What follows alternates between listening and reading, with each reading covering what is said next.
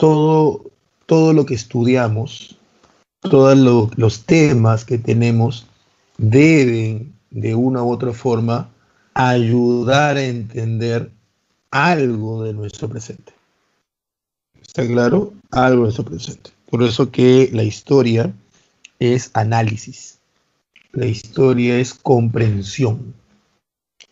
Para que el análisis y la comprensión se dé, es importante saber fechas y datos, ¿no? Si no, todo quedaría en algo teórico, en algo no práctico, en el sentido de que solamente hablaríamos y no habría algo que demuestre lo que estamos hablando.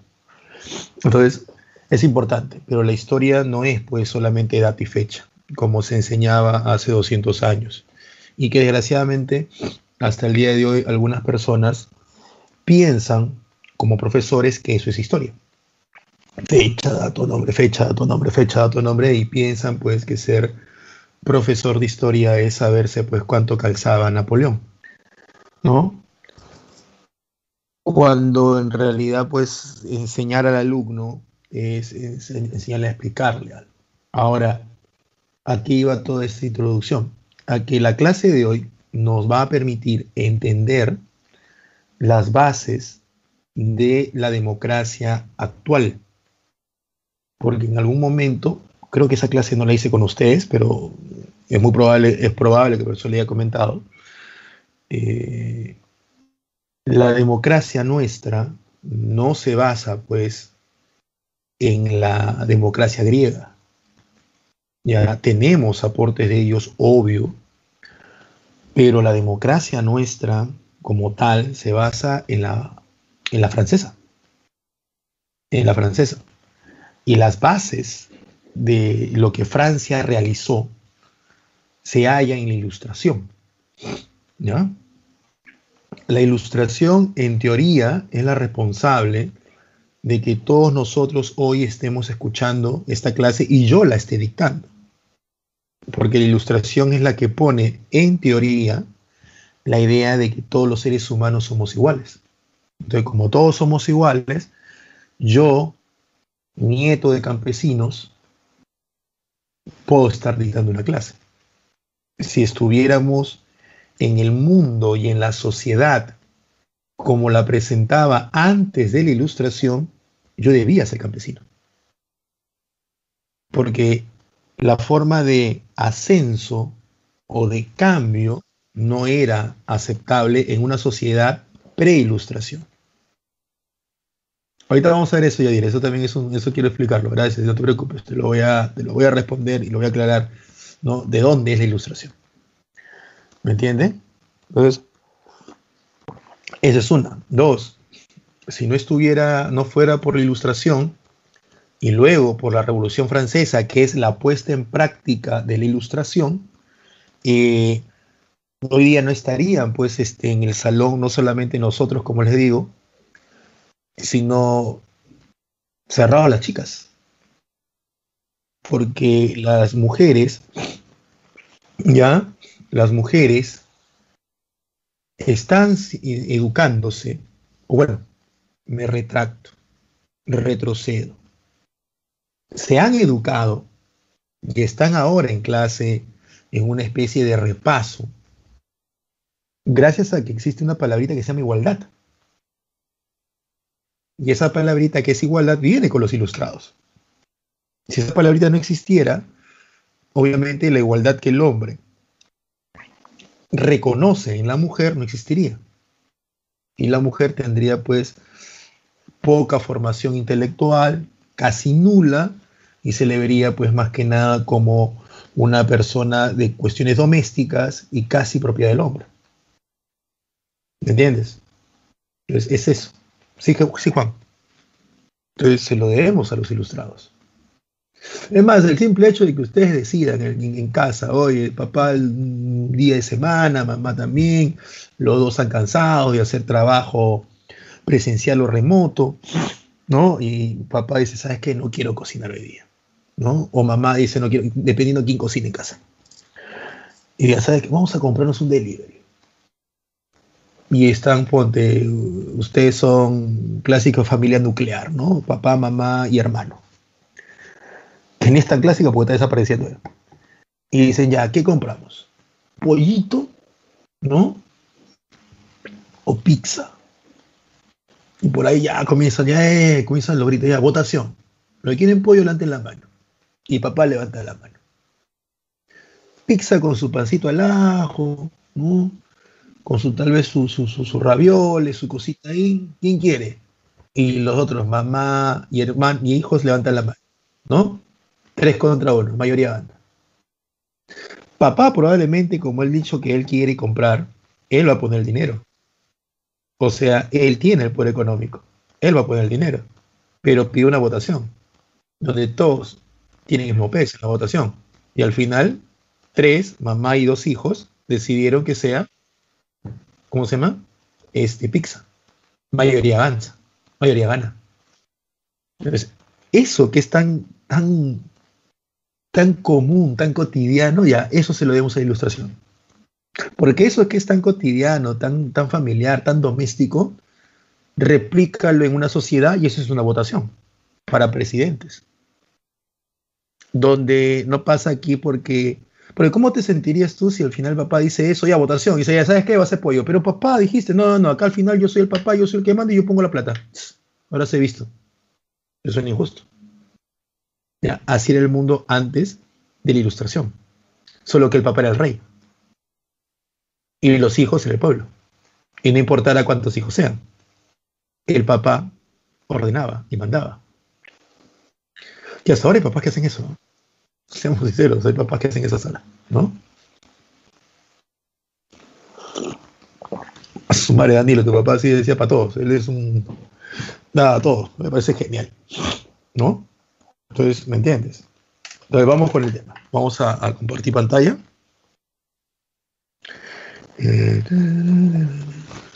¿Dónde estás? Aquí estás.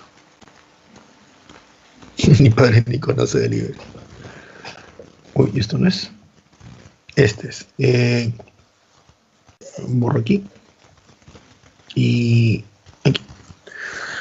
Es un movimiento filosófico, literario y científico que se desarrolló en Europa y sus colonias a lo largo del siglo XVIII, el siglo de las luces. Primero, tiempo y espacio, ¿no? La ilustración nace en Europa occidental, específicamente nace en Inglaterra durante el siglo XVIII. Voy a estar bastante, en esta clase en especial, voy a estar mucho entrando a tu chat, ¿ya? Yo te voy a decir cuándo para que tú puedas hacerme las preguntas porque vas a estar consciente de que lo voy a leer. No como en otras ocasiones que yo estaba más metido aquí en la PPT, leyendo y explicando la PPT, y tú pues dejabas tu pregunta para que al final de la clase lo leyera. En este caso no, porque como habla mucho de conceptos y cosas así, y quiero que lo entiendas bien, porque de la comprensión de este tema viene la comprensión de varios temas más adelante. Voy a brincar bastante al chat para que ustedes puedan hacerme sus preguntas, si es que hay algo que no queda claro. ¿Ya? Así que no te preocupes, si tienes alguna pregunta, si quieres la escribes ahorita, si no te la guardas hacia el momento que diga, chicos, voy al chat. Y ahí la sueltas. Primero nace en Inglaterra, ¿no? Es común el equívoco que es de que nace en Francia. Y ahora te explico por qué. En primer lugar nace en Inglaterra porque los primeros ilustrados están ahí.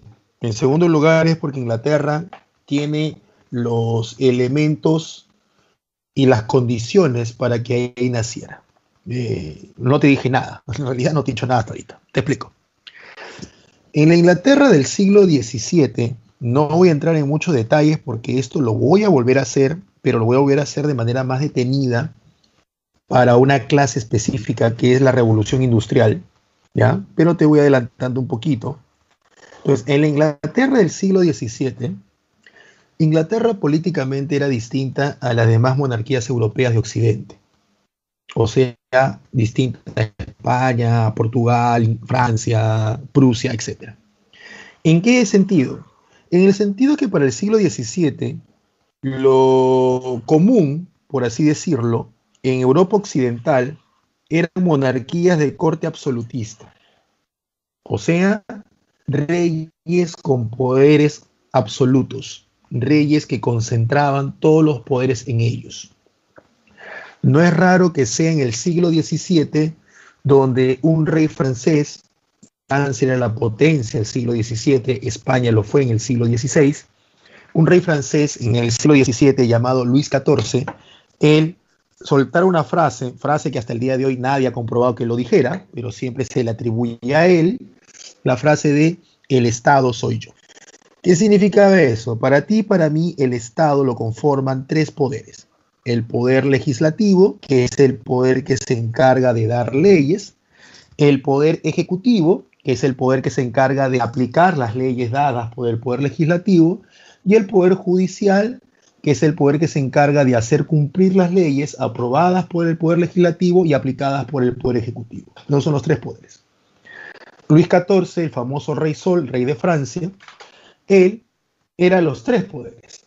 Él daba las leyes solito, él las aplicaba y él las hacía cumplir. Entonces, era lógico que él, si es que lo hizo, porque vuelvo a insistir, no hay una prueba clara de que lo haya hecho, era lógico que él pudiera decir, el Estado soy yo. Mientras eso sucedía en Francia,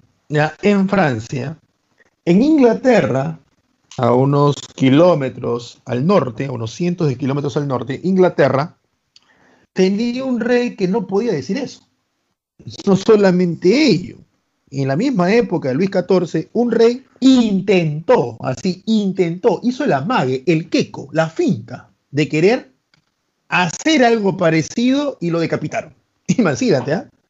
Solo por querer intentar, nada más, lo salen decapitando. ¿Ya? En cambio, en Francia el tipo lo decía. Inglaterra manejaba una forma de gobierno que se conoce como monarquía constitucional. En este caso, lo primero que tienes es una constitución, que en Inglaterra la constitución es un conjunto de leyes desde el siglo XII. Entonces, Inglaterra tiene una constitución, pero a diferencia de las constituciones que tú y yo conocemos, no es un libro que ese artículo 1, no, ellos son un conjunto de leyes. Y nadie está por encima de esas leyes, ni siquiera el rey. Eso es lo primero que tiene Inglaterra. Y lo segundo es que el rey tenía un parlamento y tiene hasta el día de hoy un parlamento. El parlamento vendría a ser el poder legislativo. Entonces, el rey no tiene en él todos los poderes, porque presenta un poder paralelo, el poder legislativo, el parlamento. Este parlamento lo componen dos cámaras. La Cámara de Lores, que es la castellanización de la palabra Lord, señor, la Cámara de Señores, la Cámara de Nobles, y la Cámara de Comunes, que era la Cámara conformada por las personas más ricas de Inglaterra, que no eran nobles, en este caso los burgueses ingleses, ¿no? Esa es la Cámara de Comunes. Eso quiere decir que dentro del poder de Inglaterra estaban presentes los burgueses, la gente rica, pero que no era noble, o sea, la gente que formaba parte del pueblo, porque para la época, pueblo era toda persona que no fuera noble. Entonces, si en una sociedad la nobleza y la monarquía, en el cual la nobleza también la componen los sacerdotes que tienen cargos más importantes, papas, cardenales, obispos, la nobleza y la monarquía componen el 3% de una población, ponte de Inglaterra, entonces ellos son el 3%, el 97% restante es pueblo.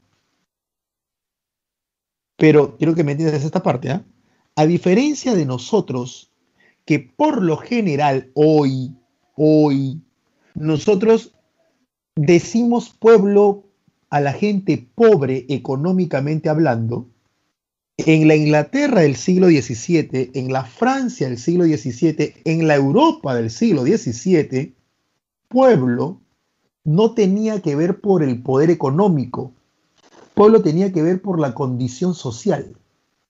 Mientras que para nosotros hoy, el término pueblo está relacionado a lo económico, rico-pobre, en el siglo XVII europeo, pueblo está relacionado al origen. Naciste noble, tus padres son nobles, tú no eres pueblo, tú eres noble. Tus padres tienen millones de millones. ¿Está bien? Tienen asegurados 5 generaciones. Tienen dinero hasta por las puras. Pero si ningún antepasado tuyo es noble, tú eres pueblo. Así tú tengas más dinero que el rey. Eso no importa, tú eres pueblo. Ahí espero que se entienda. Entonces, dentro del poder político inglés, en el siglo XVII, un siglo antes de la Ilustración, ya había la presencia de la gente rica, no noble, pueblo, burgueses, en el poder político. La importancia de tener poder político es que el poder político te permite impulsar leyes y normas que van a regir un país. Y al mismo tiempo te permite rechazar, bloquear leyes y normas que a tu entender como grupo pueden perjudicarte. Si yo soy un burgués y tengo una industria y un noble se le ocurre hacer una ley que le suba los impuestos a la industria, cosa que a la larga nos perjudican a todos, yo me opongo. Porque como formo parte del poder político, yo puedo hacerlo. Y voy a hacer lo que sea para oponerme. Buscando los votos, negociando, mira que te doy esto y lo otro. Eso siempre ha existido, chicos. Siempre ha existido. Las negociaciones, la que nos sentamos a conversar, eso siempre ha existido. Desde que hay política. ¿Ya? Entonces, la importancia que tiene la burguesía en el poder político es muy grande. Porque el poder económico es cierto, te puede dar para comprar muchas cosas. Pero quiero que entiendan una cosa. Tener poder económico no basta. No basta. Poder político es lo importante. Los verdaderos burgueses, los verdaderos capitalistas, los verdaderos millonarios en este planeta, que son pocos, tienen una forma de pensar distinta a la del común de los mortales. ¿Por qué? Porque para ellos el dinero es un medio para tener poder. Y no para tener poder de comprarme un iPad, ¿no?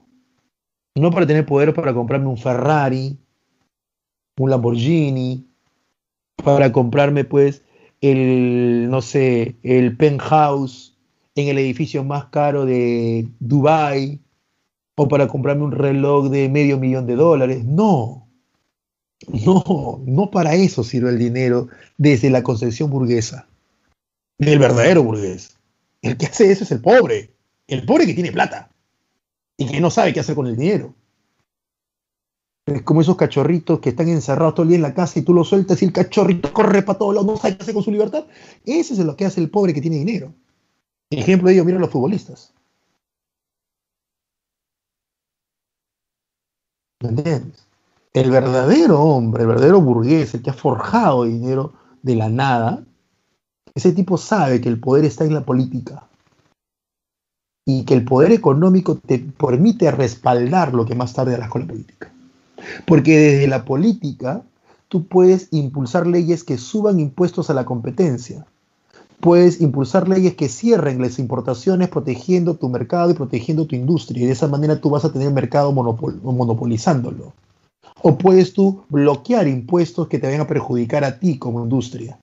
O puedes tú elevar normas en las cuales a ti te quitan impuestos. Y por lo tanto obtienes más poder, más ganancia.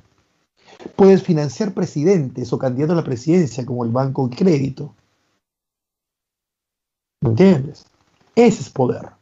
Ese es el real poder. Por eso que en eso se obsesionan los verdaderos millonarios y burgueses. En eso se obsesionan, no en tener relojes, no en tener autos. Eso se obsesionan los pobres de criterio, que tienen un poco de dinero. Un par de millones, unos cientos de millones, pero pobres de criterio. Entonces, acá tenemos burgueses en el poder político. Y estos burgueses en el poder político pueden dar leyes y normas. Profe, ¿qué tiene que ver con la ilustración? A eso voy. La ilustración, como verás en esta clase, nos cambia la forma de pensar. ¿Y cómo logras que ese cambio en la forma de pensar se dé? Porque tienes un poder político que lo respalda, pues. En el caso inglés, los ingleses lo que hicieron fue buscar una mayor producción. Porque si estoy en el poder político, como te he explicado, necesito leyes que me permitan producir más, ganar más. Y la burguesía ganaba por el comercio. Y mientras más comercializaba, o sea, más vendía, más ganaba. El problema en el siglo XVII es que la producción era una producción artesanal, o sea, zapateros, carpinteros, sastres. Las herramientas que se utilizaban, objetos, tenían una limitación. La limitación era la energía que las movía. Que mueve una tijera, que mueve un martillo, que mueve un serrucho, obviamente el humano. El humano se cansa, el humano duerme, el humano se estresa, el humano se distrae. Entonces, la productividad está asociada a la energía que es la humana. Si yo contrato más gente para que produzcan más y al producir más vendo más y al vender más gano más, tengo un problema. Mis costos se elevan porque debo pagar más sueldos. No puedo volver a la esclavitud, donde tengo esclavos que trabajen en la industria y los esclavos trabajen produciendo, produzco más, vendo más, gano más, pero no me preocupo por pagar salarios. Por ende, mi costo de producción no aumenta. El problema con tener esclavos en un mundo capitalista es uno bien simple. Al tener esclavos en un mundo capitalista, tengo una masa grande de seres humanos que no recibe pago. Y al no recibir pago, no tiene capacidad de consumo. Y al no tener capacidad de consumo, tengo un montón de personas que no son mercado. Y la idea del capitalismo es que todos consuman. Escuche bien, todos. Por eso que no es raro que cuando el capitalismo se desarrolla en el siglo XVIII y XIX, las corrientes hacia eliminar la esclavitud comiencen a tener más peso. Porque si elimino la esclavitud, ese ex esclavo, que ahora no lo es, va a recibir un sueldo. Me eleva el costo de producción porque antes tenía producción en base a esclavos y ahora no los voy a tener a los esclavos, pero las ganancias aumentan porque ahora ese esclavo va a comenzar a consumir. O sea, es una pequeña inversión para un futuro de ganancia. Por eso que se da libertad de los esclavos en el siglo XIX. No porque la gente piense que todos somos iguales, racialmente hablando. Porque si fuera así, 100 años después no tendrías a Malcolm X o a Martin Luther King muriendo asesinados por defender los derechos de la gente afroamericana o la gente negra en Estados Unidos.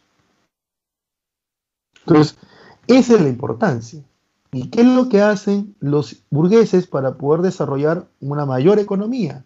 Los burgueses comienzan a darse cuenta de que deben tener herramientas, pero que no estén limitadas por la fuerza humana, sino que tengan otra fuerza que les permita desarrollarse mejor, más rápido y más eficazmente, lo cual hará mayor producción, a menos tiempo y a menos costo.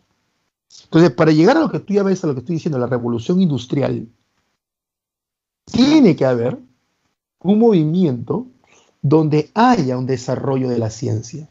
Y esa va a ser la ilustración. La ilustración inglesa, como bien me pusieron por ahí, lo que busca es el desarrollo de la ciencia y la tecnología con el objetivo de una mayor producción, que a la larga se llamará revolución industrial. O sea, la revolución industrial es consecuencia de la revolución de la ilustración, obvio que es. En el caso francés es distinto. La burguesía francesa veía con envidia lo que los ingleses estaban logrando. Pero a diferencia de los ingleses, la francesa tenía una monarquía absoluta.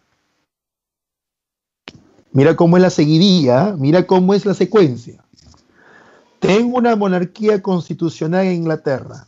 Tengo burguesía formando parte del poder político inglés. Esta burguesía tiene una necesidad, desarrollar más comercio y más ganancias.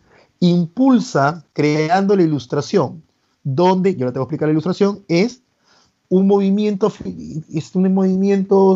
cultural donde se impone la razón. Este movimiento cultural genera la revolución industrial, y la revolución industrial genera más producción en menos tiempo, con menos costo y mayor ganancia. Conclusión, obtiene lo que quería la burguesía.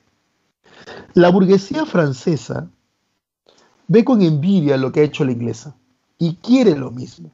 La diferencia, el punto de partida de la francesa es distinta, porque los franceses no tienen acceso al poder político, porque la burguesía francesa tiene una monarquía absoluta, donde el rey concentra todo el poder. Entonces, la burguesía francesa decía, ¿qué pasa si yo invierto dinero en comprar máquinas?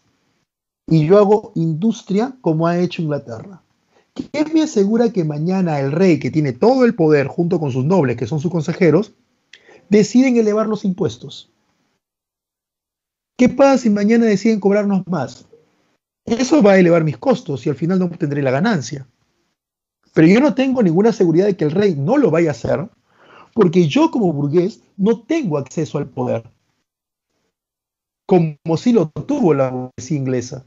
Entonces, lo primero que debo hacer yo, decía el francés, no es desarrollar una revolución industrial. Lo primero que debo hacer yo es acceder al poder político, como los ingleses ya lo tenían en el siglo XVII. Y desde el yo, decía la burguesía francesa, podré, como los ingleses, establecer normas, leyes, o sea, mi industria, y ahí recién podré desarrollar una revolución industrial. Entonces, el primer paso que los franceses debían hacer era acceder al para continuar con lo que hicieron los ingleses. Para acceder al poder político, la ilustración francesa no podía ser una ilustración científica tecnológica. La ilustración francesa debe ser una ilustración que cuestione la forma de gobierno francés, el absolutismo, que cuestione la sociedad francesa, nacido para mandar y para obedecer, o sea, que cuestione el antiguo régimen. Por eso que la ilustración francesa es una ilustración más hacia el aspecto filosófico-político. Por eso que la ilustración francesa y los franceses hablan mucho de igualdad, de libertad, de derechos, porque con esas ideas destruyen esa estructura absolutista que tenía Francia y le va a permitir a la burguesía francesa acceder al poder y desde el poder desarrollar la revolución industrial. Entonces, ese es el objetivo, que a la larga no lo pueden hacer, porque la idea era escribir libros, tratados, comenzar a discutir y que todo eso se establezca. Y como no se pudo de esa manera, se tuvo que hacer de otra. Y esa otra es la que veremos la próxima semana, que es la Revolución Francesa, de manera violenta. ¿Me entiendes? Entonces, cuando las colonias de Estados Unidos hasta nosotros nos queríamos independizar de nuestros reyes, ya sea rey de España, rey de Inglaterra o rey de Portugal, ¿qué ilustración vamos a tomar como qué ilustración va a servir de base a nuestra postura independentista contra los reyes europeos? ¿La ilustración inglesa que me habla de ciencia y tecnología o la ilustración francesa que cuestiona el poder del rey y cuestiona una sociedad donde te dividen entre nacidos para mandar y nacidos para obedecer? Obvio que la francesa, pues. Por eso es que los grandes precursores de la independencia americana, ¿no? No sé, desde Juan Pablo Vizcardo y Guzmán, pasando por Francisco de hasta los del Congreso Constituyente, como Toribio Rodríguez de Mendoza, todos, a Rousseau, que no nació en Francia, pero se le considera francés. Y es por ello que se estudia más la ilustración francesa, como lo haremos el día de hoy. Y ahí cae la idea de que la ilustración nace en Francia. Pero en realidad la ilustración como movimiento intelectual nace en Inglaterra. Que se desarrolla para fines independentistas en Francia es otra cosa. Es otra cosa. ¿Saben? Ya te expliqué el origen. ¿En qué se basa la ilustración? Bueno, déjame ir a ver si es que han escrito algo. ¿Ya? ¿Cómo es esto? Aquí está. Uh-huh. A ver, bla, bla, bla, bla, bla, bla, bla. Vamos por acá. No, aquí estamos.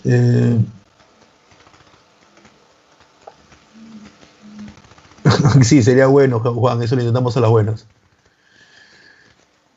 Movimiento tendencia, no siempre, ¿ah? No siempre, Ángel. No siempre movimiento es tendencia. El capitalismo, Andrea. El dinero no da felicidad. No sé si sigues a la filósofa Sheila Rojas que decía que prefería llorar en Dubái que en Pamplona, en Puente. Puede ser, ¿no? Pero si fuera así, entonces no habrían tantos millonarios suicidándose. ¿Sabes lo que da felicidad? La tranquilidad. Eso da felicidad. La tranquilidad. Si eres tranquilo en la punta de un cerro pobre o eres tranquilo en la punta de un cerro rico, genial. Si eres tranquilo con la billetera vacía o con la billetera llena, genial. La tranquilidad. Y la tranquilidad te lo da el que seas coherente con lo que hagas sin lastimar a otras personas. Y obviamente sin dejar que no te lastimen. ¿Mm? Simple. No te hace feliz.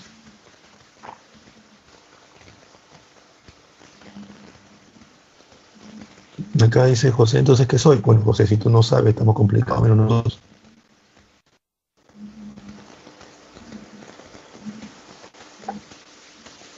Uh-huh. Sí, contra los estados, es cierto. Exacto. Dinero, poder. Depende. Sí, usaron al pueblo, sí es cierto. A los pobres. Exacto, eso vamos a añadir ahorita. A ver, la ilustración se caracteriza por el uso de la razón. ¿Eh? El uso de la razón. El uso de la razón, ¿ya? Vamos a ver acá. Hay algunas características que creo que lo puedes ver. Pero estoy en el chat por si acaso para poder leerlos también.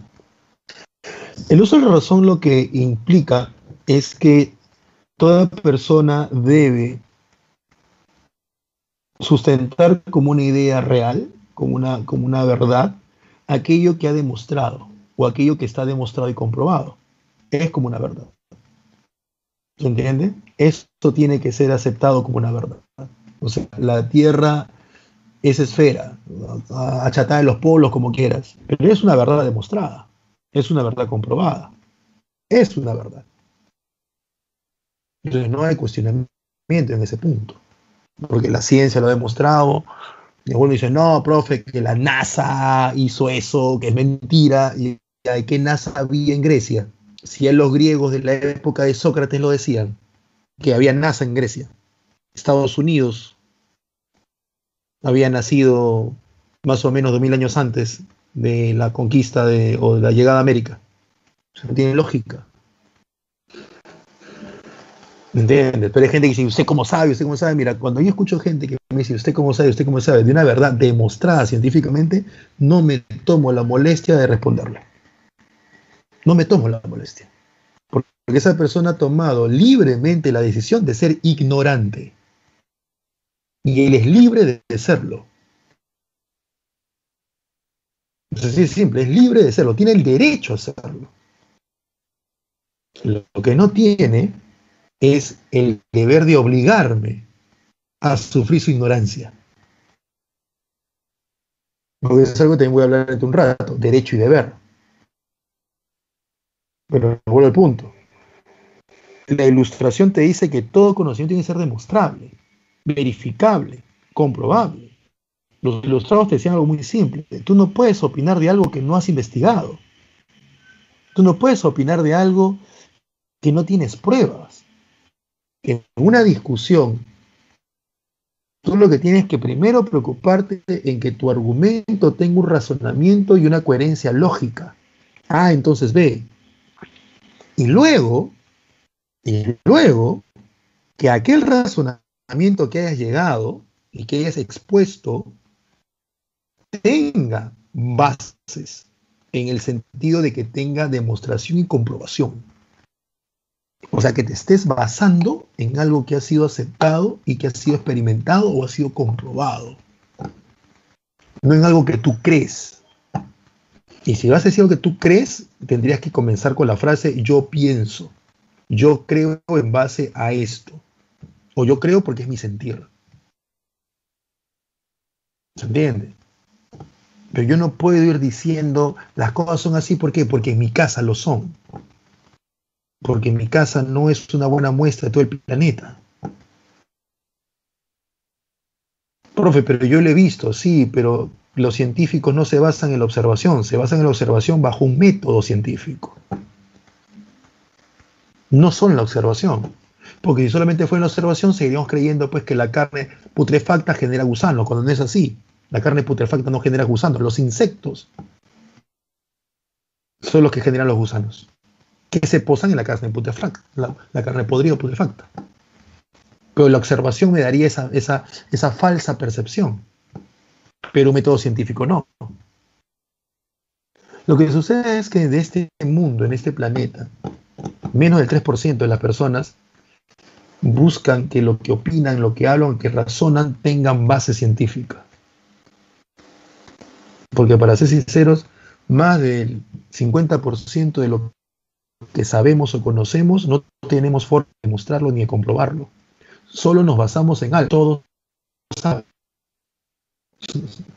Así de simple, como si el conocimiento fuera democrático, como si el conocimiento y la sabiduría o el conocimiento en sí naciera con nosotros y no costara, y cuesta tiempo. Entonces, contra eso luchan los ilustrados. Profe, ¿qué tiene de malo? ¿Qué tiene de malo? Que antes de la ilustración el ser humano tecnológicamente no varió mucho. Los últimos 6.000 años antes de la ilustración el ser humano se movía en carreta.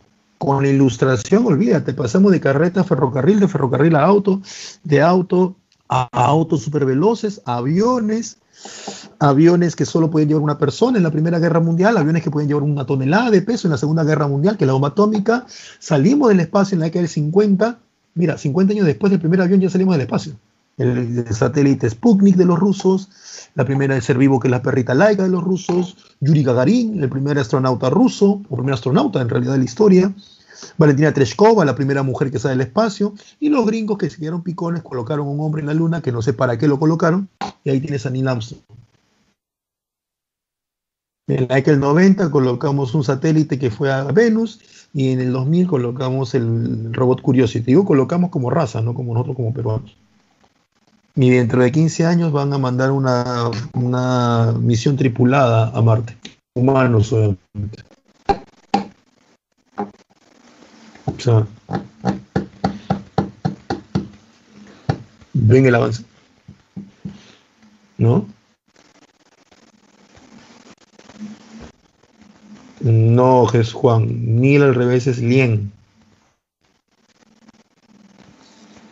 Ahora sí vas a juntar. Ahí Juan me ha hecho un ejemplo de cómo es cuando no utiliza la razón. ¿Te das cuenta? Gracias, Juan, me ayudaste para ejemplificar esa parte. ¿No? Ahí está, pues. Es un claro ejemplo de que es 3% nada más de la raza humana. Te apuesto que al menos de uno de ustedes cree todavía que existen duendes. Y hay gente que dice, sí, profe, ¿usted cómo se explica que yo aparecí con zapatos a los 3 meses de nacidos y mi mamá no me puso zapatos y aparecí bajo de mi cama? Tu mamá te dejó muy a la orilla y te chorreaste, pues. Profe, ¿y los zapatos? Tu mamá te los puso y no se acordó. Y te apuesto que hay una madre que te está escuchando ahorita la conversación. Me dice, tu profesor está hablando de estupideces que se la ha creído. Yo era una madre. Sí, lo sé, señora. Yo adoro a mi madre. Pero las madres no son una raza especial, son seres humanos. Y como ser humano, es muy probable que en los 3 primeros meses duerman 4 horas al día. Y nunca de corrido. En especial las madres que han de lactar, que son más del 90%. 4 veces al día, nunca he corrido, teniendo que cuidar a un ser humano, créeme que el estrés es muy fuerte. Si nosotros estresados, nada más tú adolescente y yo hombre, a veces hemos salido a la calle y no nos acordamos si la puerta la cerramos o no la cerramos, si le metimos llave o no le metimos llave, o si cerramos la, la hornilla de la candela, si la apagamos o no. Y algunos obsesivos como tu profesor se regresan 3 cuadras después para ver si cerró la puerta o si realmente apagó la cocina, porque en su registro de memoria no se acuerda, pero sí lo apagó y sí lo cerró.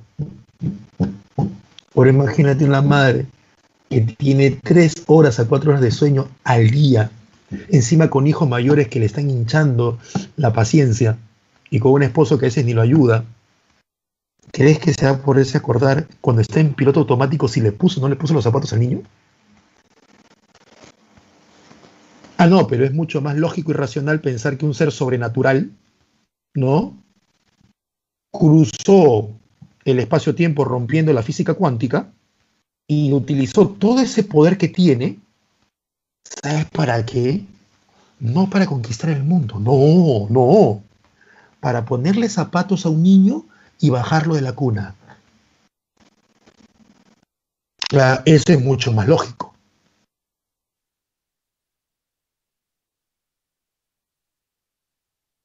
¿Me entiendes?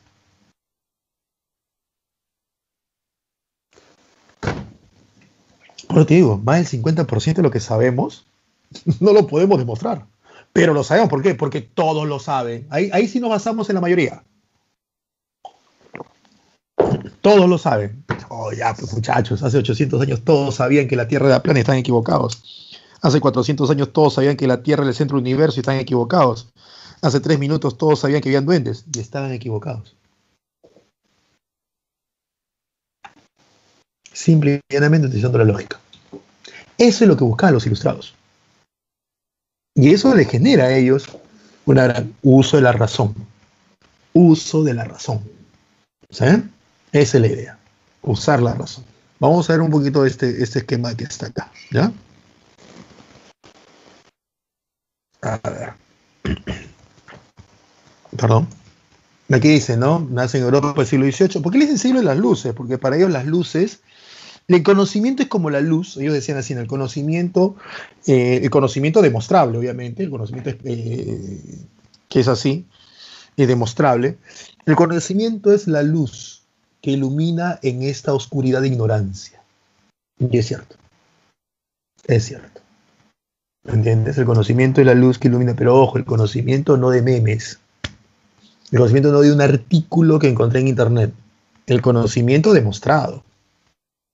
Es decir, que si yo encuentro un dato en un libro, en un artículo de internet, y yo quiero traerlo en clase, yo tengo la obligación, y voy a meter esta palabrita, el deber, como tu profesor, de tener que buscar en varios artículos y en varios libros si el dato que hallé está demostrado y está aceptado. Porque puede ser de que el dato que hallé en Facebook, que es muy interesante y muy provocador, busco en internet y otro intelectual dice, no, pero es que ese dato no tiene ni pies ni... Sigo buscando y más intelectuales dan esto es equivocado, tuvo prueba falsa, bla, bla, bla. Entonces me doy cuenta que aquel dato provocador, interesante, revelador, cuestionador, ¿no?, revolucionario, todos los demás le ando con duro. Y me están demostrando por qué no tiene sentido. Entonces digo, mejor ese dato no lo llevo a clase. Porque no aporta. Porque mi deber es ese. ¿Me entiendes? Entonces, eso es lo que buscan los ilustrados. Que el conocimiento sea demostrado. No decir lo primero que lees. No repetir lo primero que dices. Porque mucha gente tiene conocimientos que son eslogan, propaganda. Entonces los ilustrados exigen eso, reclaman eso. ¿Mm? Un ejemplo clásico. Tú dices que a mí me ha pasado esto, ¿ah? Tú dices esto, ¿ah? Exacto. ¿Ya? Tú dices esto, ¿no? Un ejemplo que yo le he dicho en algunas ocasiones, ahorita no va al debate, pero he dicho en ocasiones, ¿no? Yo no estoy a favor, esa es mi opinión, yo no estoy a favor con el aborto, con que legalicen el aborto.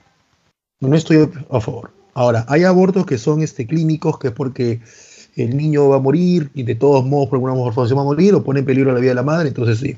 Pero yo no estoy a favor del aborto clínico. Y te apuesto que al menos una persona te dice, ¿y qué pasa con las violadas? Esa es clásica respuesta de las personas que o están a favor y nunca razonaron por qué lo están, y están repitiendo un cliché, un argumento, un guión. ¿Y qué pasa con las violadas, profesor? Ya. Imagínate que este salón, que son 83 personas, ¿está bien? A mí, a mí, ¿ya? A mí sufrí un trauma con el color plomo. Y lo que yo veo acá es plomo. Entonces yo no quiero que haya plomo. Y quiero que toda Pitágoras cambie el sistema operativo porque yo veo en el team el plomo. Además, ni siquiera es un trauma, simplemente es un gusto. Porque trauma puede ser, es un gusto. O sea, a mí no me gusta el plomo, ¿sabes qué? Quítenlo. Yo puedo vivir viendo el plomo, pero no quiero que lo quiten. Tú dices, ya, pero profe, no es más fácil que usted se acostumbre a que, o sea, no vamos a hacer todo un cambio porque usted no puede. Ahora, las personas que han sufrido una agresión sexual, obviamente, que merecen todo nuestro apoyo, y el miserable que le hizo eso, o la miserable, porque no solamente violan hombres, también mujeres, o la miserable que le hizo eso a esta persona, en este caso mujer, ¿no? Merece toda nuestra desaprobación y que le caiga todo el peso de la ley. Pero del 100% de mujeres que sufren esa desgracia, ¿cuántas quedan embarazadas? La mitad. Genial. De esa mitad, ¿cuántas deciden abortar? El 99%. Perfecto. De los abortos al año que hay en este país, ¿cuántos son de mujeres que han sido violadas? Ni siquiera el 20%. Ni siquiera el 20%. Creo que llega al 8%. Yo voy a dar una ley para que el 92% que no pasó por eso pueda matar a un ser humano y que se escude en la desgracia de un 8%. No, no es un tema delicado, es un tema real y estadística. Una cosa es lo que tú sientes, otra cosa es lo que dice la ciencia y la estadística. Ahora, ¿se le puede dar por violación? Ese es otro tema, pero yo no estoy yéndome a la gente que tiene violación o que ha sufrido esa desgracia. Yo me estoy yendo a la gente que no lo sufrió.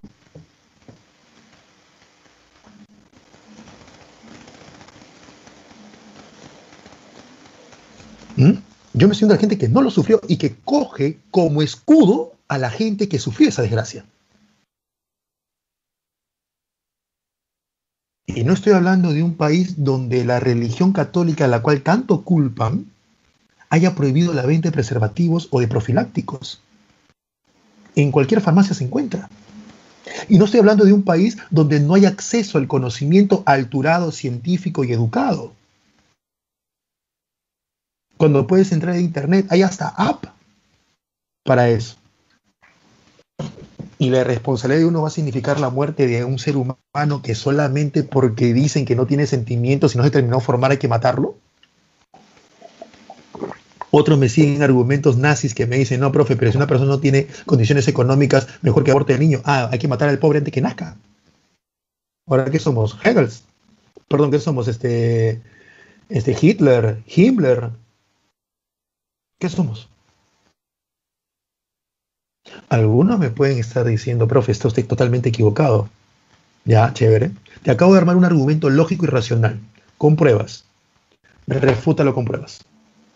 No lo refutes como sientes que debe ser. No te dejes guiar por sentimientos o emociones. No te dejes llevar por decir, profe, yo siento que usted está equivocado. No, no me digas que siento. Demuéstramelo. Y si me lo demuestras, yo lo acepto. Eso es la ilustración. ¿Ves el ejemplo que acabo de hacerte? Eso es ilustración. No dejarte llevar por lo que yo siento. es por lo que está demostrado. En ningún momento le he faltado el respeto, si es que has entendido lo que he dicho, a las pobres víctimas de violación. En ningún momento. Pero no voy a seguir un discurso que a todos le agrade solo porque es un discurso que se ha vendido y que no ha sido muy bien razonado. Entonces, ¿para qué hago la clase de hoy día? Pues, ¿me entiendes? Esta clase está grabada, así que no hay ningún problema. Si alguno no me entendió y dicen, no, que el profesor está hablando mal, que el profesor está diciendo que las violadas. No, no, no. Está mi clase grabada y la pueden volver a escuchar. Y en ningún momento he dicho nada en contra de las personas que han sufrido esa desgracia. Al contrario. Pero no hay que seguir eslogan, argumentos armados. Eso decían los ilustrados. Razónalo, decía el ilustrado. Lo que pasa es que eso cuesta. Es más fácil seguir lo que otro dice. Acá, como te das cuenta, dice que es un movimiento cultural nacido en Francia, desarrollado en Francia. No dice nacido, desarrollado en Francia. ¿Por qué? Porque se va a este punto que te he comentado. Las bases de la ilustración son el racionalismo, el liberalismo y el empirismo. René Descartes decía, todo tiene que estar sujeto a duda. Todo. Todo tiene que ser dudable. Todo. Entonces yo puedo dudar hasta de lo que mis sentidos me transmiten. ¿Por qué? Porque antes la gente también tenía sus sentidos y tenía percepciones equivocadas. Profe, el limpio. La gente le veía la tierra plana, porque yo veo la tierra plana. Y la gente pensó que la tierra era plana. Entonces mi sentido de la visión me jugó una mala pasada. Es simple. Entonces René Descartes decía que hay que dudar de todo, hasta de los sentidos. Entonces hay que dudar hasta de la presencia humana, porque los sentidos me dan la presencia humana. O sea, yo sé que ustedes existen porque los escucho, los leo. Pero si mi sentido me juega una mala pasada. Y si dudo de los seres humanos, puedo dudar también del mundo, ya que el mundo lo conozco en relación a los sentidos. Y si dudo del humano y dudo del mundo, entonces puedo dudar de Dios, porque Dios existe según lo que decía Tomás Moro, porque hay existencia. Y la existencia debe tener un inicio, y ese inicio era Dios. Pero si voy a cuestionar la existencia, entonces el creador de esa existencia también debe ser cuestionado. Entonces Descartes cuestiona la existencia del hombre, la existencia del mundo y la existencia de Dios. Hasta que Descartes dijo, solo existe una cosa de la cual jamás podré cuestionar, y esa es la duda. La duda es de lo único que no puedo dudar. La duda es indudable, porque no puedo dudar de que estoy dudando. Y como la duda es indudable, ¿ya? Como la duda es indudable, entonces la duda existe. Y como la duda existe, la persona que está dudando también existe. Porque es imposible de que exista la duda, el pensamiento, sin que exista el que lo piense. Por lo tanto, cogito ergo sum. Pienso, dudo, luego existo. Lo indudable de mi pensamiento y de mi duda hace indudable mi existencia. Y si es indudable mi existencia, es indudable la existencia de los demás, porque todos dudan. Y si es indudable la existencia humana, también es indudable la existencia del mundo. ¿Por qué? Porque el ser humano tiene que estar en un lugar, y es el mundo.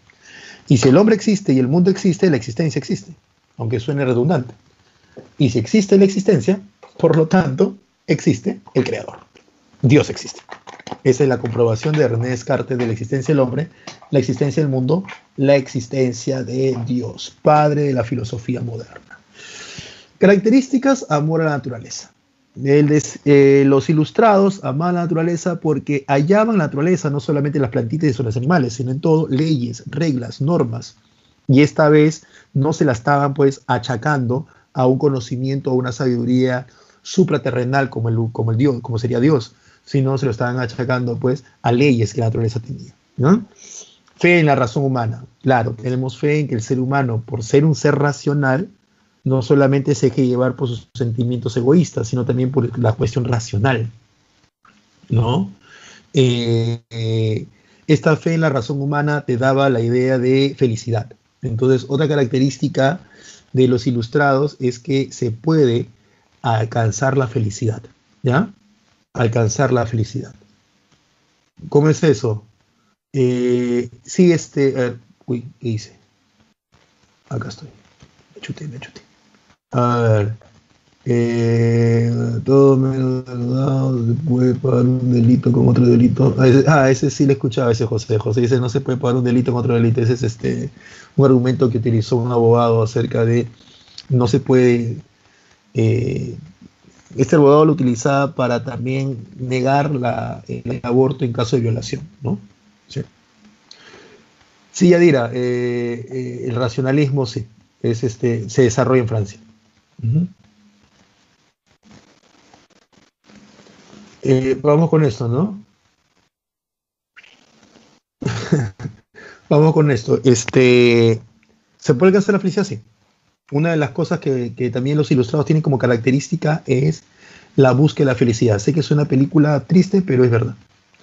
Y en mi opinión, la felicidad es mi opinión. La felicidad se puede alcanzar en la raza humana si es que hay una cosita que se llama respeto. Y acá vienen lo que te explicaba al inicio, la idea de derechos y deberes.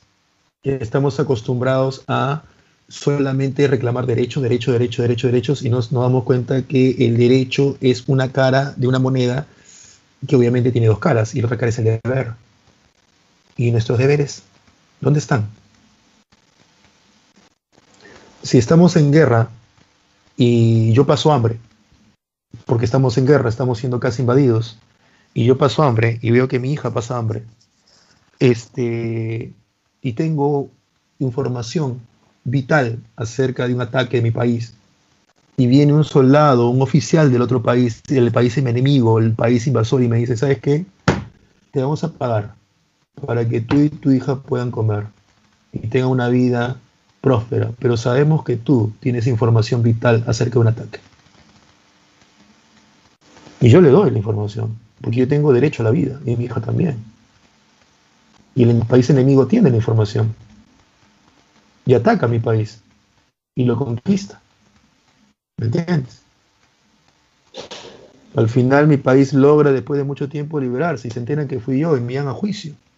Y cuando ven mi caso, yo he traicionado a la patria. Y por traición a la patria, ¿cuál es la pena? La muerte. ¿Me entiendes? La muerte. Profesor, pero usted tenía derecho a vivir y su hija también, sí. Pero mi derecho a vivir o a tener comida no puede estar por encima de mi deber con mis ciudadanos. Y mi deber con los mis demás compatriotas era que yo al vender la información no morí yo de hambre. Pero ¿cuántas familias murieron producto del ataque del enemigo? ¿Cuántos soldados murieron que también eran padres? ¿Cuántos hijos murieron? Por eso que en época de guerra la pena de muerte por traición a la patria es aceptada, porque el derecho de uno se impone sobre varios. Yo tengo derecho a salir a la calle y respirar aire puro, sí, y lo hago cuando subo a la azotea de mi casa. Pero cuando salgo a la calle tengo el deber de cuidar a los demás y tengo el deber de cuidar a mi familia. Por lo tanto, me pongo una mascarilla. Es así de simple. Mucha gente reclama derechos y deberes. ¿Y deberes? ¿Dónde están los deberes? No nos han enseñado los deberes. Somos una generación que reclama derechos, pero como locos. ¿Y nuestro deber? ¿Dónde está? Los ilustrados decían eso. La felicidad se puede encontrar si respetáramos los deberes. Te lo pongo simple, muy sencillo. Señoritas, no sé si ustedes están de acuerdo conmigo y si no lo están, por favor, pueden colocarlo ahí muy simple. Señoritas, ustedes tendrían muchos menos problemas, señoritas, muchos menos problemas si es que los hombres reconociéramos el deber de respetarte. Y cuando estés en la calle no te molestáramos, ni te digo molestáramos como en general por hombres, no quiere decir que yo lo haga, ni tampoco creo que los chicos, ¿no? Pero las señoritas, las niñas, salen a la calle y cuando ven a dos tipos juntos o a un solo hombre junto en la vereda, ya le entra un miedo o una frustración o lo que sea, porque es muy probable que ese tipo la vaya a mirar de manera no decente o no correcta, para ser más exactos, o la vaya a molestar o le vaya a decir algún improperio. Simplemente porque ese hombre no respeta a esa mujer. El deber de respetar. Y yo creo que, chicas, no sé si ustedes pueden escribirme algo, creo que muchos de ustedes tendrían muchos problemas resueltos si es que la gente, los hombres en este caso, las respetáramos.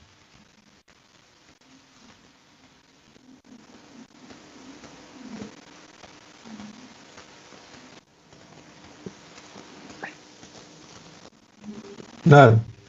Ah, no, pues creo que por acá Juan ha hecho un comentario, ¿no? Juan dice, profe, pero algunas mujeres piensan que todos sus problemas desaparecerían si los hombres desaparecen. ¿Qué piensan? Obviamente que ante un argumento que no es tuyo, Juan, sino que tú me estás trasladando un argumento, obvio, un argumento tan poco falta de razonamiento, sin pies y cabeza, que solamente están utilizando frustraciones y odios, no tiene sentido, pues. No tiene sentido. Obviamente que yo sé que no es tu pensamiento, sino estás trasladando. Nos está trayendo para poder enriquecer el debate. No tiene sentido. ¿Te das cuenta cómo los ilustrados tenían razón? ¿Cuál sería la razón de los ilustrados? De que si hay respeto, sí podemos ser felices. ¿Lo entiendes? Obviamente que habrán otros problemas, pero el respeto. En este caso tomé ese ejemplo. Yo puedo salir a la calle tranquilamente a recibir una llamada. Si otro tipo te respetara, otra mujer te respetara y no te robara. Porque respeta tu propiedad privada. O que alguien no te mienta. Qué feliz seríamos si los políticos no robaran o no mintieran. Solo porque tienen el deber de no hacerlo. Y respetan ese deber. Respeto. Simple y sencillo. Entonces, sí podemos ser felices, pero nos gana nuestra flojera, nos gana nuestro egoísmo, nos gana nuestra vanidad, nos gana nuestro, no sé. Pero sí podemos hacerlo. ¿Me entiendes? Sí podemos hacerlo. ¿Ya? A ver, ¿qué más hay por acá? Igualdad de libertad, sí. Deísmo. Ah, el deísmo, jóvenes, es cuando tú crees en la existencia de un ser superior, ¿ya? Y este ser superior es el responsable de la creación del mundo, pero tú no crees que sea Dios. Tú crees que es cualquier otro ser, no Dios. ¿Ya? Es así, es el deísmo. Aquí está lo que te dije al inicio, ¿no? Lo que luchan los franceses contra el antiguo régimen. Esto se llama antiguo régimen. Aquí está también lo que hablé al inicio de la clase, así que no lo estoy pasando rápido porque si no, esto yo lo hablé, ¿no? La ilustración se pone al antiguo régimen, que es una sociedad estamental, nacido para mandar y obedecer, y un absolutismo, y ellos proponen una libertad, igualdad, y proponen división de poderes. Otra vez, espíritu crítico, que es lo que hemos estado haciendo toda la clase, espíritu crítico. Esta clase es una clase que, aunque te parezca mentira, es muy práctica, en el sentido práctica en historia, imagínate. Práctica, claro, porque lo podemos llevar a algo que en el presente. Fe en la razón y el progreso, la búsqueda de la felicidad, que ya te dije, y la educación. Claro, la única forma de cambiar toda esta forma de pensar es educación, ¿no? Y tiene que ser, la educación tiene que ser universal, decían ellos. ¿Cómo que la educación, profesor? Claro, una persona no nace machista, lo hace machista. ¿Me entiendes? Es así. Una persona no nace racista, la hacen racista. Entonces, si educáramos a las personas de manera distintas, sería mucho más fácil, ¿no? Creo que por acá también hablaba algo de una moral laica. La moral laica es cuando la moral no está atada a una religión. A mí una vez me dijeron que por qué no bautizaba a mi hija y yo le expliqué que esa decisión la tomamos con su mamá y que no la bautizamos porque creemos que ella debe tener una edad suficiente para poder ella decidir qué religión quiere ser, si es que quiere ser de alguna religión, y que no ella, su madre o yo le impongamos una religión solamente por tener que bautizarlo y porque toda la familia nos pide que tiene que ser bautizada. No, no me parece. Yo digo, ¿por qué el duende va a venir? No, no, o sea, no tiene lógica. Y por último, es mi hija, siglo XXI, no viene duende, viene Shinigami. Listo, se acabó. ¿No? Y acabo de decir una estupidez. ¿No? Y que ella lo decida. Y que no es necesario estar bautizado para creer en Dios. ¿Entiendes? Y un amigo me dice, ¿y por qué? ¿Y cómo vas a enseñarle valores espirituales? Le digo, ¿qué es un valor espiritual? No mentir, no robar, esos son valores, le digo, sí, pero no tiene nada que ver con la religión. O sea, le digo, tú eres creyente, yo no soy creyente, yo no creo desde los 15 años, respeto mucho a los creyentes, es más, mis mejores amigos son creyentes, no me llevo bien con los ateos, ¿ya? Porque muchos ateos no razonan, se pasan peleando contra Dios, supuestamente no existe, y se paran peleando contra Él. No, no entiendo cómo te peleas contra alguien que dice que no existe, me parece una estupidez, ¿ya? Piden respeto y piden que las iglesias se quemen, no tiene sentido. Y yo le digo, pero el que tú te vayas ahorita al baño y dejes tu mochila no quiere decir porque yo no tengo miedo a un Dios, voy a robarte la mochila. No, o sea, yo no te robo no porque tenga miedo a un castigo, yo no te robo porque tienes tú el derecho a tu propiedad privada. ¿Entiendes? Entonces yo a mi hija con su mamá la formamos bajo los valores de que si ella miente, le digo, no le mientas a tu mamá. ¿Por qué? Porque no merece ser mentido. A ti no te gustaría que te mientan. No le mientas a tu mamá. No hagas lo que no te gustaría que te hagan a ti. Pero no voy diciéndole, no le mientas porque papá lindo llora, ¿no? Porque habrá un diluvio, porque, no sé, te caerá algo malo, cuando seas grande te has enamorado de un reggaetonero, o sea, un castigo horrible. No, no le voy a decir eso. Porque yo no quiero que ella vaya por el mundo haciendo las cosas por temor a, por miedo a. No quiero que ella que entienda, que converse, porque lo que yo hago en clase y lo que yo digo en clase tengo que llevarlo a mi vida. Yo no puedo estudiar una carrera y esa carrera dejarlo solamente para mi trabajo y después en mi vida hacer todo lo opuesto a lo que aprendí en la carrera. No tiene sentido. Tienes que tratar de aplicarlo. Voy a cometer errores ahorita y lo he cometido. Tienes que tratar de hacerlo. Muy buena, Teresita, muy buena la frase de tu papá. Pero tienes que explicarle las cosas a los niños. Por eso es que para ellos también la educación es muy importante. ¿Para quién? Para los ilustrados. Es muy importante la educación. Sumamente importante. Y esa fue la pregunta, ¿no? La educación tiene que ser para todos. ¿Ya? Y la moral laica es esa. Acá están los filósofos, Voltaire, que decía, budo crítico, el cartas filosóficas inglesas, respetaba mucho a los ingleses. Voltaire decía, yo puedo odiar tu opinión, pero estoy dispuesto a morir defendiendo lo que opinas.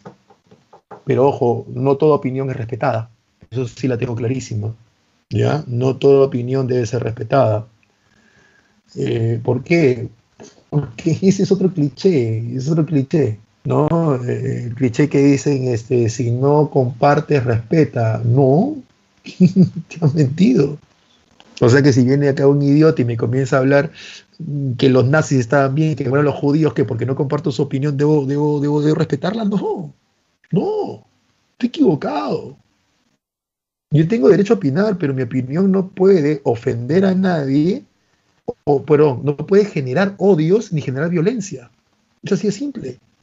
Yo no puedo respetar lo que más arriba nos propuso, bueno, nos propuso no, sino lo que nos trajo como ejemplo, creo que Juan, sobre algunos casos, no de él, obviamente no era su opinión, Juan decía, profe, ¿qué opina de esto? Que algunas personas dicen, donde hay personas, hombres y mujeres, principalmente mujeres, algunas, muy pocas, confundidas de la vida, que piensan pues que el hombre es un enemigo y que todos somos violadores en potencia. Entonces yo no puedo respetar eso, porque no hay el mínimo de razonamiento ahí. Ahora, ¿qué significa no respetar? No significa maltratarlas, pegarles, simplemente en todo mi tiempo de respetar esa postura, en el sentido de que no le tomo tiempo ni de discutir con eso, porque no toda postura se respeta. Se respeta la postura pensada, argumentada y demostrada, que no genere ni odios ni violencia. Eso se respeta. Así yo no esté de acuerdo con tu postura. Pero una postura que genera odio y violencia, yo no puedo estar de acuerdo. No, sí, lo sé, Juan. Sé que tú lo trajiste. No te preocupes, Juan. Al contrario, sé que tú lo trajiste para poder enriquecer la clase y el debate. Sé que no es tu opinión, ¿no? Ah, no, realmente eso no es feminismo. Lo que dice Eileen es muy cierto. Feminismo es la mujer que trabaja, que lucha, ¿no? No es la mujer que se pone pues a hacer cosas. Eso no es feminismo, eso es cualquier cosa menos feminismo. Y eso para mí es como machismo al revés. Montesquieu, que defiende la división de poderes, ¿no? Él dice que los poderes están divididos como Inglaterra, ya te expliqué. Y Rousseau que decía que en su contrato social, Rousseau decía que los seres humanos tenemos derechos inalienables, o sea, derechos con los cuales hemos nacido. Y Rousseau decía, el hombre nace bueno. Cuando le dice que el hombre nace bueno, se está refiriendo primero a que la raza humana nació buena, o sea, sin prejuicios, sin odios, pero que el momento en que fuimos conformando la sociedad, que fuimos cada vez más, comenzamos a generar ciertas envidias, ciertos rencores, ciertos egoísmos, que hizo que la coexistencia entre varios seres humanos sea insostenible. Y es ahí donde el ser humano crea el Estado. El Estado es un conjunto de personas sabias, escucha bien, sabias, que tienen el objetivo de gobernar siempre pensando en el bien de todos. Porque todos no somos capaces de autolimitarnos o de bloquear nuestros excesivos derechos, en el sentido de que mi derecho termina donde comienza el tuyo. Pero como yo no soy capaz de aceptar eso, yo a veces me excedo y pongo mi música a alto volumen un miércoles en la noche. ¿Por qué? Porque yo me siento mal, me siento deprimido y tengo el derecho a relajarme, sí, pero le estoy fregando la vida a todos los que al día siguiente tienen que despertarse a trabajar. Pero no me importa. Entonces, mi egoísmo está generando que yo perjudique a otros. Es en ese momento donde tenemos una autoridad, serenazgo, policía. Porque mi egoísmo genera eso. Por eso creamos una autoridad. Pero si todos tenemos educación, decía Walter Rousseau, por eso que él tiene otro libro que se llama El Emilio, que trata sobre educación. Si todos tenemos educación, y al final esta educación permite que yo respete, porque conozco mis deberes y respete a las personas que coexisten conmigo, ya no habrá necesario el Estado. Al menos no un Estado tan fuerte. ¿Por qué? Porque ya no habrá necesario leyes que castiguen. ¿Por qué? Porque ya no necesitas castigo, ya que las personas han llegado a un punto de coexistencia pacífica. Mira, profe, pero eso es imposible. ¿Por qué es imposible? Porque no hay una sociedad así. Sí se puede. Sí se puede. ¿No? Si todos respetamos. Y eso es lo que proponían los ilustrados. Rousseau, la teoría del buen salvaje, ¿no? El hombre nace bueno, se corrompe. Y es cierto también, el hombre no nace machista, como te decía, ni nace racista. La enciclopedia, el órgano difusor de la ilustración. Los que los van a editar son Diderot y de Alembert, ¿no? El encargado de difundir las ideas ilustradas. El despotismo ilustrado es una cosa muy interesante, muy curiosa. Hubo reyes, como los ves ahí, y reinas, obviamente, que no estaban de acuerdo con la idea de igualdad ni con la idea de división de poderes, pero lo que sí estaban convencidos es que ellos como reyes tenían la obligación de educarse, la obligación de ilustrarse, y así ellos poder brindarle un mejor gobierno a su pueblo. Ellos lo tenían claro, ellos tenían esa obligación y brindarle a su pueblo un mejor gobierno. Y así, solo así, su pueblo salía adelante, pero sin la presencia de su pueblo. Por eso que decían todo para el pueblo, pero sin el pueblo. ¿Por qué?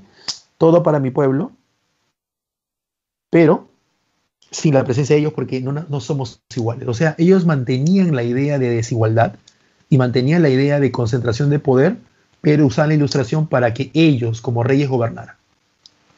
Y eso es muy interesante, esa parte.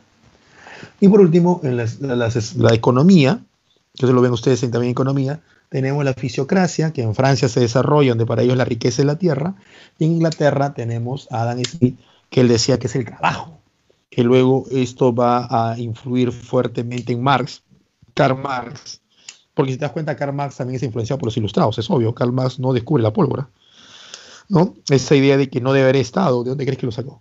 De Rousseau, ¿no? La idea de que el trabajo de los obreros debe ser mejor remunerado, ¿de dónde crees que lo sacó? De Adam Smith. Adam Smith dijo, el trabajo genera riqueza. Y Marx, ¿qué dijo? Ya, ¿y quién trabaja? El obrero. Entonces, ¿quién genera riqueza? El obrero. ¿Y por qué vive pobre?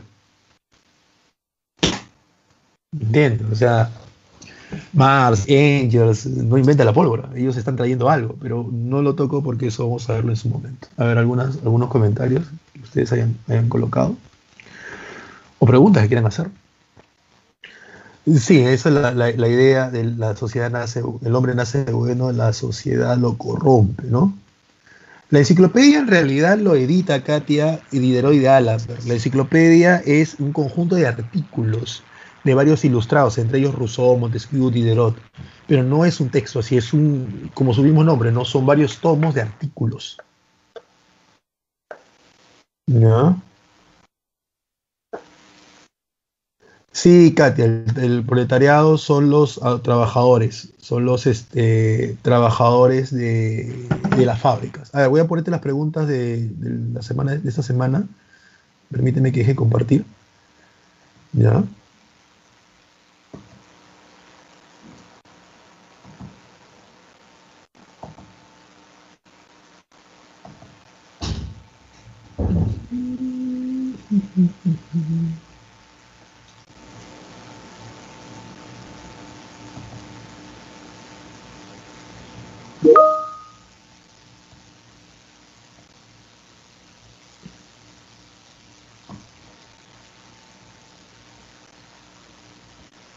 A ver, te doy las claves, ¿ya?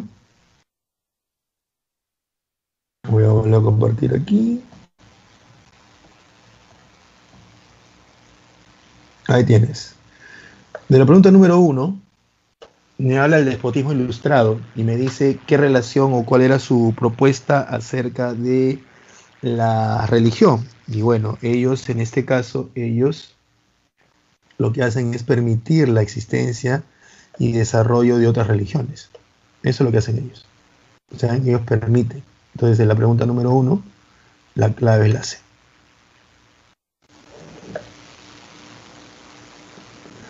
Acá me hablan sobre Montesquieu y acerca de su visión sobre la concentración de poderes. Entonces, en el texto anterior, Montesquieu, ¿qué está hablando? La necesidad de separar poderes para que estos poderes se vigilen entre ellos. Este es un párrafo que, como dice ahí, sacado de la Declaración de los Derechos del Hombre Ciudadano. En realidad, perdón, de la Constitución estadounidense. En realidad, todo ese párrafo no tiene que ver con la pregunta más que la pregunta en sí, que es esto. El texto es un fragmento de sus ideas, está relacionado, o sea, ¿a qué se relacionan las ideas de las 13 colonias? A la ilustración. Sean la alternativa que contenga un elemento característico del despotismo ilustrado. Los ilustrados decían que las ideas de la ilustración solo eran para ellos, los nacidos para mandar, no para los demás, entonces no tienen que ser difundidas. Montesquieu escribe cartas persas. Profe, cartas inglesas, no, ese es de Voltaire. Y Rousseau, el Emilio, que es un libro sobre educación, es donde dice que la letra no entra con sangre. Tú puedes hacer que alguien te obedezca, pero sin necesidad de maltratarlo. Cuna de la Ilustración, Inglaterra. Una consecuencia de la Ilustración, la Revolución Francesa, que la veremos la próxima semana. La Ilustración se opone en Francia, el antiguo régimen, ¿no? Esa idea de evitar que el pueblo acceda al poder. Los ilustrados combatieron la sociedad estamental en Francia. Y el reino donde hubo despotismo ilustrado, ese es Prusia. Ahí tienes no sé por qué siempre me sale así, es Prusia, chicos, solamente la sé, es Federico el Grande.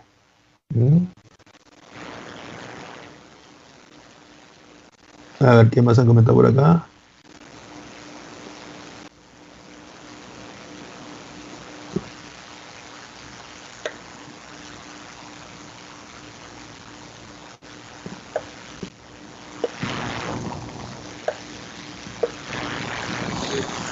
De los cambios que puedes hacer en Wikipedia, sí, pero hay veces que no lo cambian nada. Entonces, a veces no lo cambian y lo dejan ahí.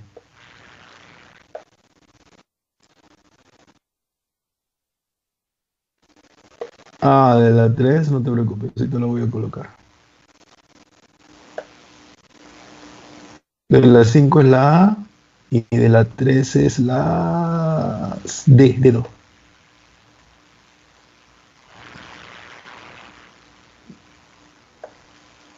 De la 2, la C. De la 3, la D. A ver esto.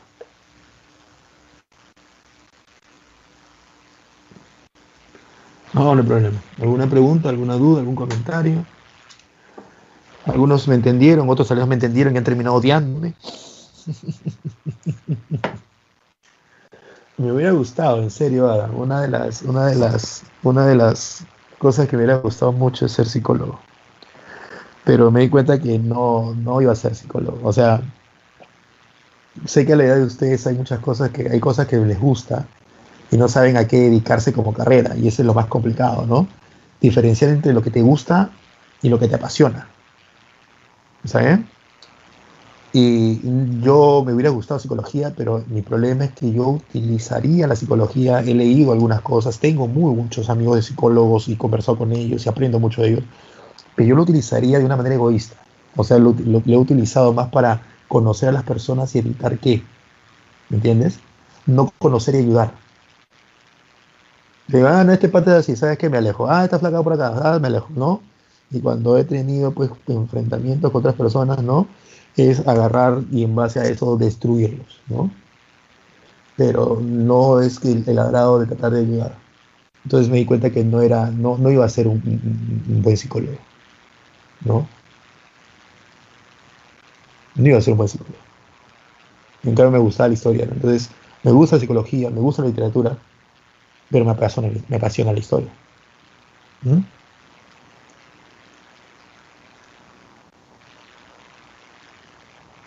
Claro, uno va cambiando. No, Ada, no digo que a ustedes digo que a veces les influye mucho en la carrera que le van a hacer a ustedes, ¿no? Otra característica de Yadir es despotismo ilustrado, poder centralizador, impulso de las letras y la ciencia, pero para un sector nada más. No hablan de la universalidad del conocimiento, para nada, para nada. No hablan de eso, no aceptan que el conocimiento tiene que ser universal, o sea, para todos. Los ilustrados también habían algunos que eran muy machistas. Emmanuel Kant decía que la ilustración era la mayoría de edad del ser humano, donde el ser humano caminaba solo sin la tutela de la iglesia, que era como un padre opresor que durante la Edad Media nos decía qué pensar y qué no pensar, pero decía que ese conocimiento todos son capaces de encontrarlo y de conocerlo, menos la mujer. Y al final esas ilustradas como María Teresa y Catalina la Grande lo demostraron, ¿no? Michael me dice, ¿el empirismo en qué se relaciona con la ilustración? Ah, esa es la pregunta, creo, de la, de la, de la práctica. ¿Ah? Creo que sí, ya va a terminar y ustedes no salen 11:15 nomás.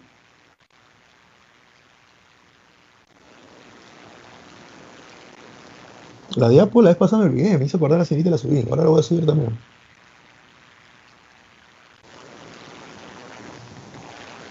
La revolución rusa y cubana han venido poco en los últimos.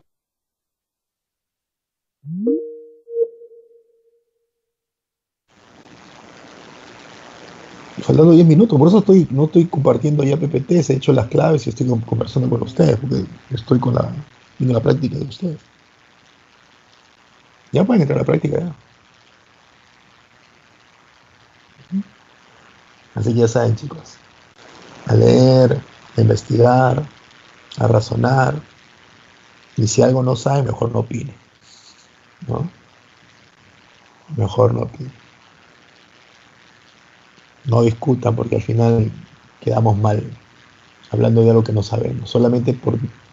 Hay gente que solamente habla de cosas que no sabe solo por tener que hablar. En realidad lo que hablan de Kirchner no es otra cosa pues que todo es una variante del peronismo, ¿no? Y es un peronismo que se trata de modificar de muchas formas. Argentina brinca de izquierda a derecha a cada elección, ¿no? José me está haciendo una pregunta acerca de Kirchner, del kirchnerismo, ¿no? Que lo está siguiendo ahora el presidente a través de la vicepresidenta Cristina, que era la esposa de Kirchner, ¿no? Argentina tiene ¿cómo se llama? Una inflación muy grande, bien grande. Brincan de un modelo a otro muy fácilmente. Lo que pasa es que ellos no quieren tomar la medida, bien, chévere Michael, no quieren tomar la medida que tomó Perú, un paquetazo, no quieren ellos, eso no quieren. Exacto, Ángel, ellos no quieren eso. Perú lo obligaron a tomar un paquetazo, ¿no? Y por eso es que Perú económicamente ha salido. Y no tenemos la inflación que tiene Argentina. Los argentinos no quieren el paquetazo. No te preocupes, Juan, ahorita lo digo. ¿Ya? Lo que pasa, Michael, es que si lo digo es la clave de una de las preguntas, ¿no? Y algunos están equivocándose, y si lo digo, los demás van a tener 18 sobre 18, ¿no? Al final, cuando esté terminando, lo voy a decir. Claro. La teoría del buen salvaje, Juan, es una teoría propuesta por Rousseau en su obra El contrato social, donde Rousseau dice que el humano como humano es bueno, pero al momento que nos volvemos sociedad, comienzan a aparecer ciertos sentimientos negativos que hace que sea más complicado la vida, como los egoísmos, ¿no? Eh, no sé, el meterse en una cola, porque yo no quiero hacer cola, mi tiempo es más preciado que el de todos los demás que están en la cola, así que yo me meto, ¿no? Entonces, eso también es el examen y no me acordaba. Entonces, eh, el buen salvaje dice eso, que el humano necesita, llegado un momento, tener un Estado que lo gobierne, ¿no? Es la teoría, el hombre nace bueno. Listo, Valeria. Bueno, chicos, espero que hayan entendido la clase, que es lo más importante, y que si la han entendido también les haya gustado, ¿no? Eh, Cuídense bastante. No, a ustedes, al contrario, a ustedes, por participar, que hacen que cada vez que ustedes participan, hacen que esto se retroalimente, ¿no? Ustedes aprendan siempre esto. Si ven que un profesor, ustedes lo sienten, la clase muy pesada, participen. Entonces eso hace que nosotros los profesores nos retroalimentemos. Ustedes hacen preguntas interesantes y yo les comienzo a responder y salen cosas que no tenía pensado hacer en clase. Y hacen que la clase se enriquezca más, ¿no? De nada, Katia, de nada, Michael, chao, Yadira. Listo, Joshua. Nos vemos, Andrés, cuídense bastante. Nos vemos ya la próxima semana. Hoy cuelgo sí o sí, les prometo. El PPT la vez pasada me olvidé y recién me tuvieron que hacer acordar la señorita. Cuídense, ¿ya? Ahora sí puedo decir el empirismo. El empirismo está relacionado a la ilustración igual que el racionalismo, son antecedentes. ¿Ya? Cuídense. Chao, muchachos. Hasta la próxima semana.